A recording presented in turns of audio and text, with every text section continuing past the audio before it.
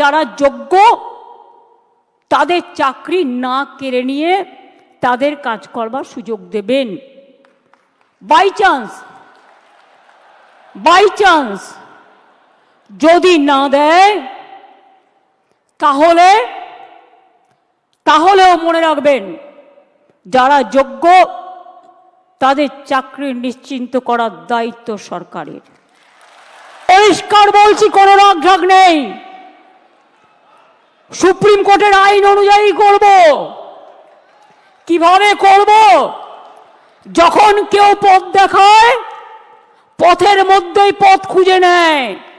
পথে চলতে গেলে গর্ত আসতে পারে, পথে চলতে গেলে কিছু রাস্তা ভাঙা থাকতে পারে, বাট ভাঙা রাস্তা পেরিয়েই মানুষকে এগিয়ে যেতে হয় সফল রাস্তায়। এবং আপনাদের তো কেউ চাকরি টার্মিনেট করেনি এখনো পর্যন্ত, করেছে কি? কোনো নোটিশ পেয়েছেন?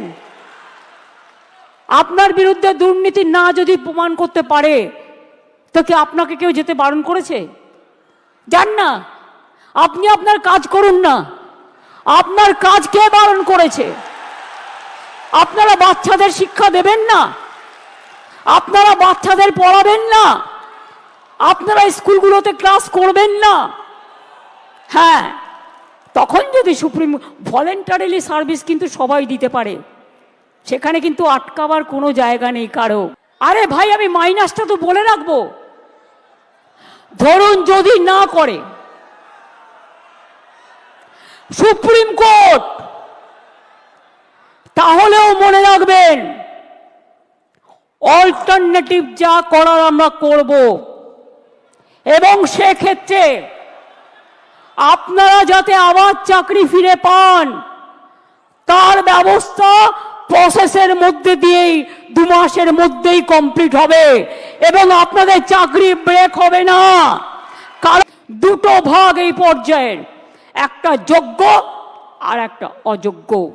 যোগ্যদের চাকরি যাতে যোগ্যরা ফিরে পায় মর্যাদার সাথে, সম্মানের সাথে। আমার 2 মাস সাফার করলে 20 বছর সাফার করতে হবে না, আর ওই 2 মাসও পুষিয়ে দেবো। এটা মনে রাখবেন, আমার জীবনে কথা মানে কথা। আমি যদি কাউকে কথা দিই, আমি লাস্ট পর্যন্ত সেই কাজটা করে দেখাই। আরে ভলেন্টারিলি বলছি না, শুনুন, আমি কোর্টের ভাষা বলছি। আমি কেন বলছি? কোর্ট আমায় বলতে পারে আমি বাতিল করলাম, তুমি ওদের কেন যেতে বলছো? আমি যেতে বলছি এই কারণে যে যে কেউ সার্ভিস দিতে পারে ফর হিউম্যানিটি, তাদের সার্ভিস কেউ কাটতে পারে না। সুতরাং কোর্টের আইন মেনেই যোগ্যদের জন্য ওদের পথ দুটো খোলা আছে। মনে রাখবেন, কোর্টের আইনেই দুটো পথ খোলা আছে। সেই পথ খোলা থেকেই আমরা আপনাদের ব্যবস্থা করে দেব যাতে কেউ চাকরি না হারান। প্লিজ আন্ডারস্ট্যান্ড, আমাদের কোর্টের অর্ডারও মানতে হবে, কোর্টে ক্লারিফিকেশনও চাইতে হবে, রিভিউ পিটিশনও করতে হবে। সেই জন্য বলছি, যতক্ষণ পর্যন্ত রিভিউ পিটিশনটা ক্লিয়ারেন্স না হচ্ছে আপনারা আপনাদের কাজ তো করতে পারেন। কে বাধা দিয়েছে? আপনাদের তো গভর্নমেন্ট থেকে টার্মিনেট লেটার দেয়নি। So why you are asking me? Don't repeat this question না, এটা আপনার মাইনাস হতে পারে। বুদ্ধি খরচ করুন। বুদ্ধিমানেরা বুদ্ধি খরচ করে। বুদ্ধিমানেরা বুদ্ধি খরচ করে, আপনারাও বুদ্ধি খরচ করুন।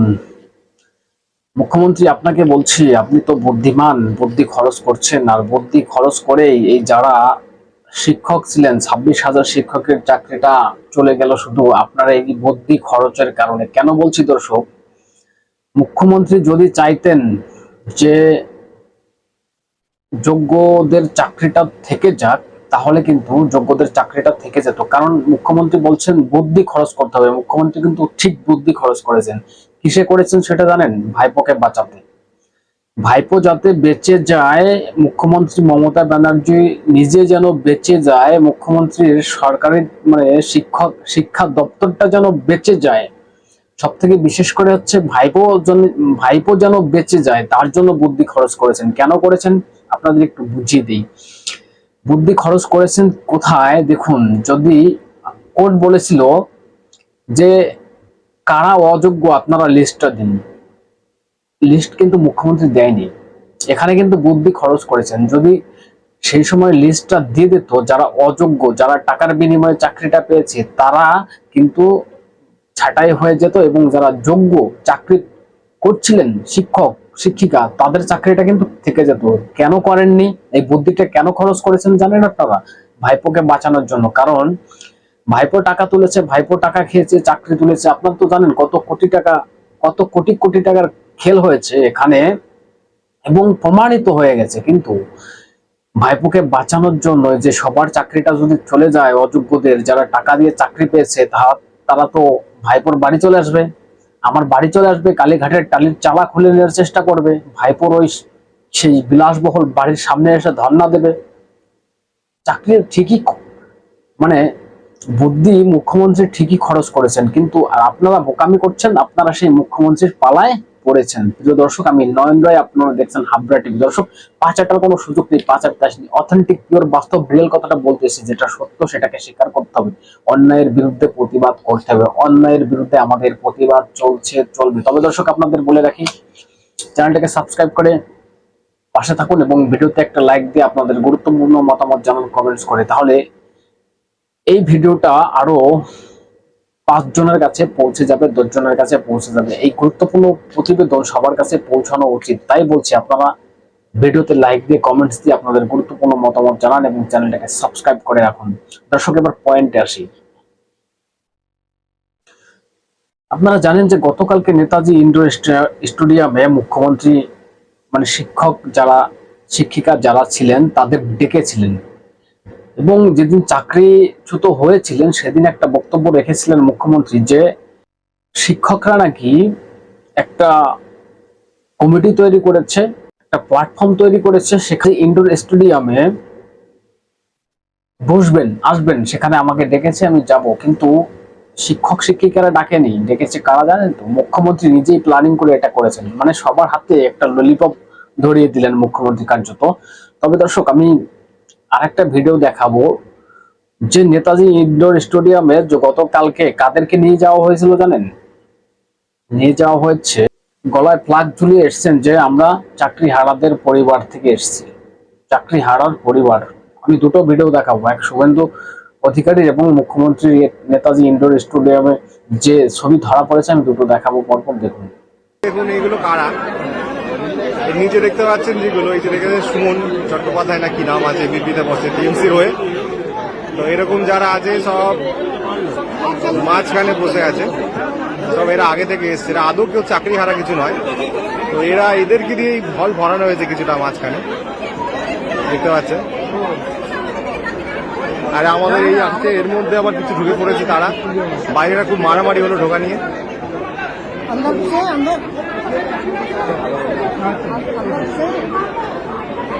এনাদের গলায় লাগানো আছে চাকরি হারা পরিবার, তা এরা বুঝতে পারছেন এরা কারা, এরা চাকরি হারা পরিবারের নাকি সেজে পেজে মোটামুটি এসছেন সব। যোগ্য চাকরি প্রার্থী বা এই সাবজেক্টের সঙ্গে রিলেটেড তাদের অধিকাংশ জনই সেখানে ঢোকার সুযোগ পায়নি। 2022 5ই মে আপনারা কি নেতাজি ইন্ডোর থেকে বেরিয়ে এলেন? একদম শক্ত থাকবেন, একদম শক্ত থাকবেন। আপনারা সব যোগ্য, আপনাদের ওএমআর যোগ্য, আমরা আপনাদের সঙ্গে আছি, কোনো সামাজিক সম্মান যায়। চাকরি প্রার্থীরা বলছেন